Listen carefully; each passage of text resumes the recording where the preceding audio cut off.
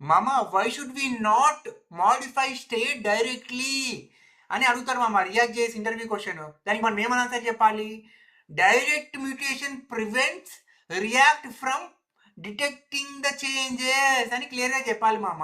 ఏం లేదు మామ, సింపుల్గా చెప్పాలంటే ఓల్డ్ స్టేట్ని మాడిఫై చేస్తే రియాక్ట్కి చేంజెస్ చేసినామో లేదా అనేది తెలియదు మామ. అందుకోసమే మనము చేంజెస్ని డైరెక్ట్గా అప్డేట్ చేయకుండా మనము స్టేట్ ప్లస్ ప్లస్ ప్లస్ అనేది యూజ్ చేయకూడదు మామ. మనం ఎప్పుడు కూడా సెట్ స్టేట్ అనే మెథడ్ని మాత్రమే యూజ్ చేయాలి. ఓకేనా మామ? What is the correct way to update the state అని అడుగుతాడు మామ రియాక్ట్ చేసి ఇంటర్వ్యూ క్వశ్చన్. దానికి మనం ఏమని ఆన్సర్ చెప్పాలి? యూజింగ్ ద సెటర్ ఫంక్షన్ అని క్లియర్గా చెప్పాలి మామ. అది కూడా ఎక్కడి నుంచి వస్తుంది సెటర్ ఫంక్షన్? నువ్వు whenever we create a variable using the use state that returns two variables. One is getter variable, the second variable is setter function. ఓకేనా మామ? ఆ సెట్టర్ ఫంక్షన్ యూజ్ చేసి మనము డేటా అనేది అప్డేట్ చేయాలి మామ. ఓకేనా? What is functional state update అని అడుగుతాడు మామ రియాక్ట్ చేసి ఇంటర్వ్యూ క్వశ్చన్. దానికి మనం ఏమని ఆన్సర్ చెప్పాలి? Using previous state to compute the next state అని క్లియర్గా చెప్పాలి మామ. అంటే ఏం లేదు మామ, సింపుల్గా చెప్పాలంటే ఒక ఆరో ఫంక్షన్ని క్రియేట్ చేసుకొని ఆ ప్రీవియస్ వేరియబుల్ ఆరో ఫంక్షన్లో ఉంటుంది మామ. ఓకేనా? ఆ ప్రీవియస్ వేరియబుల్ని యూజ్ చేసుకొని మనము నెక్స్ట్ స్టేట్ అనేది అప్డేట్ చేస్తే దాన్ని మనము ఫంక్షనల్ స్టేట్ అప్డేట్ అని అంటారు మామ. ఓకేనా? Why state updates are synchronous అని అడుగుతాడు మామ రియాక్ట్ చేసి ఇంటర్వ్యూ క్వశ్చన్. దానికి మనం ఏమని ఆన్సర్ చెప్పాలి? React batches multiple updates for performance optimization అని క్లియర్గా చెప్పాలి మామ. అంటే ఏంటంటే మామ, నువ్వు అప్డేట్ చేసిన ప్రతిసారి రీరైడర్ అనేది అవ్వదు మామ. రియాక్ట్ అనేది బ్యాచ్ ప్రాసెస్లో అది వేరియబుల్స్ అనేది ఆటోమేటిక్గా అప్డేట్ చేస్తూ ఉంటుంది మామ. ఓకేనా? వాట్ ఈస్ స్టేట్ బ్యాచింగ్ అని అడుగుతాడు మామ రియాక్ట్ చేసి ఇంటర్వ్యూ క్వశ్చన్. దానికి మనం ఏమని ఆన్సర్ చెప్పాలి? Combining multiple state updates into single rendering, single rerendering అని క్లియర్గా చెప్పాలి మామ. అంటే ఏం లేదు మామ, నువ్వు మల్టిపుల్ వేరియబుల్స్ని మల్టిపుల్ టైమ్స్ అప్డేట్ చేసావు, కానీ ఆ మల్టిపుల్ టైమ్స్ అప్డేట్ చేస్తే మల్టిపుల్ టైమ్స్ రీరెండర్ చేస్తే పర్ఫార్మెన్స్ అనేది ఎఫెక్ట్ అవుతుంది కదా మామ. దానివల్ల మనం రియాక్ట్ అనేది బ్యాచ్ అప్డేటింగ్ అనేది చేస్తుంది మామ.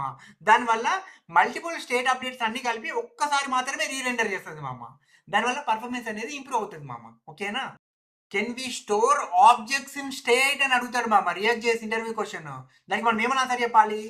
Yes, but updating must follow the immutability rules అని క్లియర్గా చెప్పాలి మామ.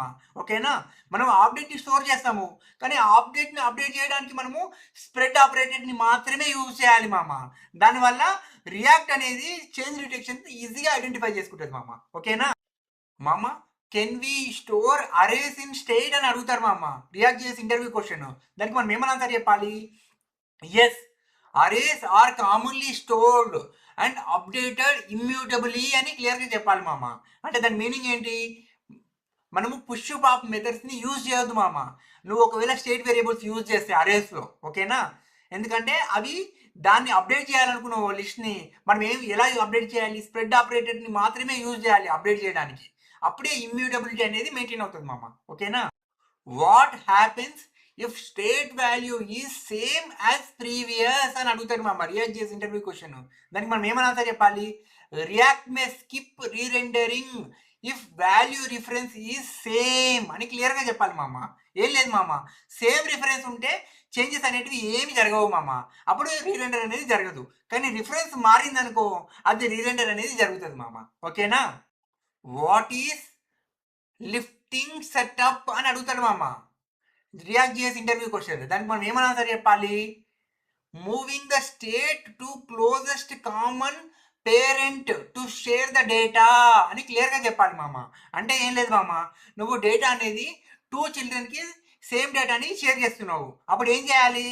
అది ఆ వేరియబుల్ని అది ఇండిపెండెంట్గా డిక్లేర్ చేసి మల్టిపుల్ టైమ్స్లో అప్డేట్ చేయడం కంటే, పేరెంట్ లెవెల్లో అప్డేట్ చేయడం కంటే, ఆ స్టేట్ వేరియబుల్ని చాలా దగ్గరలో ఏదైతే పేరెంట్ ఉంటుందో ఆ పేరెంట్ ఎలిమెంట్ కాంపోనెంట్లో మాత్రమే స్టేట్ని డిక్లేర్ చేయాలి.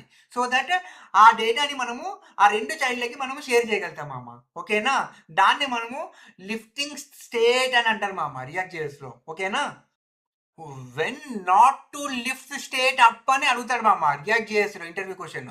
దానికి మనం ఏమన్నా సరే చెప్పాలి, when state is only used by single component then we should not use lift state up అని క్లియర్గా చెప్పాలి మామ. అంటే ఏం లేదు మామ, అన్నెసరిగా మనము స్టేట్ని తీసుకుపోయి పైన పెట్టామనుకో దానివల్ల యూజ్ ఏముంటుంది మామ, మనము కాంప్లెక్స్గా తయారు చేస్తాం అప్లికేషన్. దానివల్ల మనము ఏం యూజ్ ఉండదు, కాంప్లికేటెడ్గా అవుతుంది అప్లికేషన్. దాన్ని చేయకూడదు, స్టే లిఫ్ట్ స్టేట్ అనేది చేయకూడదు ఎప్పుడు కూడా. మనము సింగిల్ కాంపనెంట్ని డేటా యూజ్ చేసేటప్పుడు, ఓకేనా, 2-3 కాంపనెంట్లు ఉన్నాయి, కామన్ డేటా అనేది యూజ్ చేస్తున్నాము, ఆ టైంలో మాత్రమే లిఫ్ట్ స్టేట్ అనేది యూజ్ చేయాలి మామ, ఓకేనా.